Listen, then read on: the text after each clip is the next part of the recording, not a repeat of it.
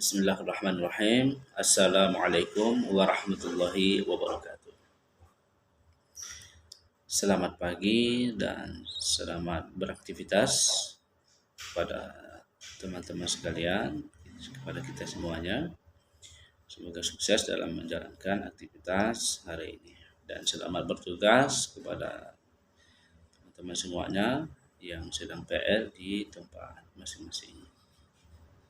Baik teman-teman sekalian, pada kesempatan kali ini tentunya agak berbeda dari pertemuan-pertemuan sebelumnya, di mana yang sebelumnya kita melakukan diskusi secara tatap muka, namun kesempatan kali ini kita secara daring atau secara online. Next, saya Mirwan Ditonga dari kelompok 4 dengan NIM 18130304 dengan tema pembahasan kami yaitu tentang perkembangan sosiologi hukum. Perkembangan sosiologi hukum terbagi pada 3 pembahasan utama, yaitu yang pertama perkembangan sosiologi hukum, yang kedua tahapan perkembangan sosiologi hukum, dan yang ketiga perkembangan sosiologi hukum di Indonesia. Baik, pada kesempatan yang berbahagia ini saya akan mengulas tentang tahapan perkembangan sosiologi hukum. Berbicara mengenai tahapan perkembangan sosiologi hukum, kami mengutip sumber dari buku Bapak Dr. Basomadiong, cetakan tahun 2014 dengan halaman sebanyak 318 halaman. Poin pembahasan kali ini berada di halaman 10 dan seterusnya. Baik teman-teman sekalian, di sana dituliskan oleh beliau pendapat dari seorang ahli sosiologi, yaitu Bapak Philip Selznick, PhD.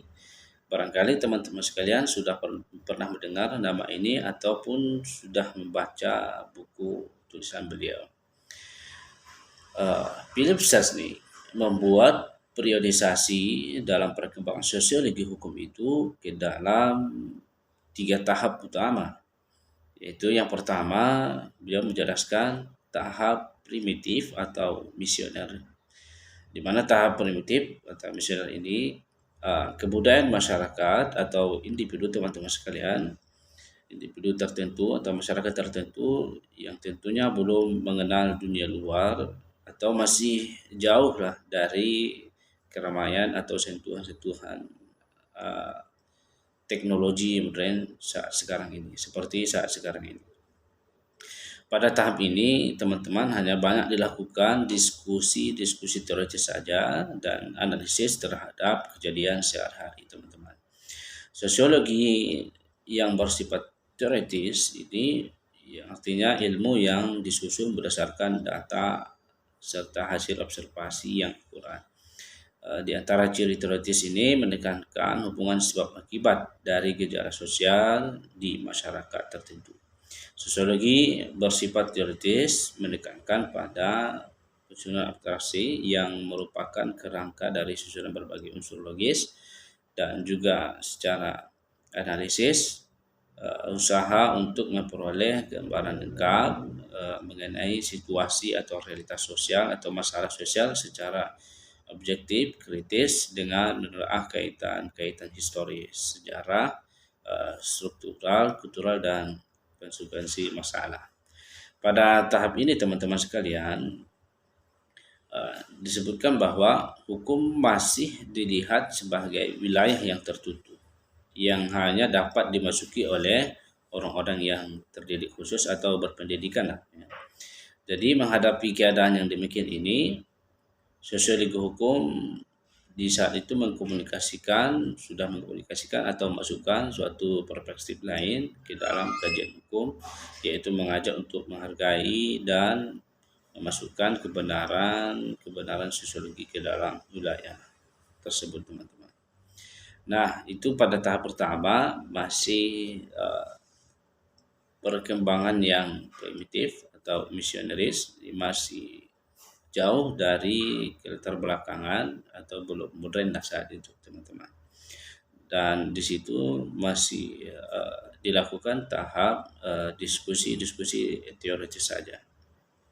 Dan selanjutnya tahap kedua, yaitu beliau menjelaskan tahap kedua ini sudah masuki tahap keahlian dan keterampilan. Di tahap ini orang sudah mulai turun ke lapangan, teman-teman, untuk melakukan penelitian-penelitian sosiologi hukum dengan teknik pengumpulan data, yaitu cara ini yang digunakan oleh peneliti dalam mendapatkan data di lapangan. Dalam penelitian sosial ada beberapa teknik yang umum kita lakukan atau dilakukan oleh sosiologi, seorang sosiolog, yaitu secara kuesioner atau yang biasa kita kenal dengan sebutan angket ya teman-teman. Kemudian studi pustaka, wawancara, dan observasi. Kuesioner atau angket yaitu teknik pengumpulan data dengan cara mengajukan pertanyaan untuk dijawab oleh responden yang biasanya secara tertulis, teman-teman. Kuesioner juga digunakan ketika peneliti ingin mengetahui persepsi atau kebiasaan suatu populasi berdasarkan responden. Kuesioner ini yang disebar harus diuji dulu sebelumnya untuk mengetahui jika betul-betul pertanyaan yang dimasukkan dapat digunakan sebagai alat ukur yang valid dan variabel, teman-teman. Kemudian yang kedua yaitu penelitian secara studi pustaka, di mana teknik pengumpulan data yang juga banyak dilakukan studi pustaka dengan mengumpulkan data yang relevan dari buku, artikel ilmiah, berita maupun sumber kredibel lainnya yang terkait dengan topik penelitian. Juga memungkinkan kita untuk mempelajari penelitian-penelitian terdahulu sehingga kita dapat menghasilkan penelitian yang lebih baru. Kemudian yang ketiga, penelitian yang ketiga yaitu teknik wawancara, ya, yaitu dilakukan dengan cara tanya jawab dengan responden atau informan untuk memperoleh informasi yang dibutuhkan untuk penelitian. Nah, wawancara ini juga dilakukan untuk menggali informasi, persepsi yang subjektif dari dari observasi kita dengan melakukan pertanyaan juga. Wawancara perlu juga diujikan kemampuannya supaya peneliti dapat memperoleh data yang dibutuhkan. Ya. Dengan tahap wawancara ini juga mirip dengan kuesioner tadi ya, atau angket tadi dengan cara melakukan pertanyaan dan mengutip responden dari masyarakat. Ya. Dan yang keempat dengan teknik observasi. Teknik observasi ini juga pengumpulan data yang dilakukan lewat pengamatan langsung, di mana kita saat meneliti melakukan pengamatan di tempat terhadap objek penelitian untuk diamati menggunakan panca indera kita karena langsung terjun ke lapangan. Peneliti diposisikan sebagai pengamat atau orang luar dalam mengumpulkan data menggunakan observasi. Peneliti dapat menggunakan catatan maupun rekaman. Kita dapat menggunakan catatan maupun rekaman. Observasi ini dapat bersifat partisipatoris, yaitu ketika kita turut bergabung dan melakukan aktivitas bersama objek pengamatan kita. Itu tahapan yang kedua, teman-teman. Itu masih tahap untuk memperkenalkan wawasan sosiologi ke dalam hukum yang sudah lewat dan dengan keyakinan intelektual dimulai suatu penjelajahan dalam dengan menggunakan teknik-teknik sosiologi tersebut, teman-teman. Dan yang ketiga, tahapan terakhir yang beliau sampaikan adalah tahapan otonomi dan kematangan intelektual. Saya sudah menghimpun cukup banyak kekayaan dari penelitian-penelitian tersebut tadi, maka sosiologi hukum memasuki tahap yang lebih tinggi, teman-teman. Daripada tidak hanya sekedar membicarakan soal-soal yang bersifat tinggi, daripada hanya membicarakan yang lebih bersifat rinci atau detail. Namun sosiologi hukum lebih mengarahkan pekerjaan pada sasaran yang lebih besar dan kepada penemuan asas-asas yang ditarik dari penelitian-penelitian tersebut yang kita jelaskan sebelumnya tadi, di mana beliau menjelaskan, menegaskan bahwa he research the moral influence, the market difference type of sociological influence, uh, dorongan moral yang menjadi modal baginya waktu mengawali pembukaan bidang sosiologi hukum, teman-teman. Dan kalau pendapat dari Auguste Comte, tahap yang terakhir ini adalah tahap perkembangan manusia atau sudah timbulnya sosiologi modern seperti saat zaman sekarang ini. Baik, barangkali itu yang dapat kami jelaskan tentang tahapan-tahapannya dengan mengutip sumber dari pendapatnya Philip Selznick yang membagi pada 3 tahapan utama.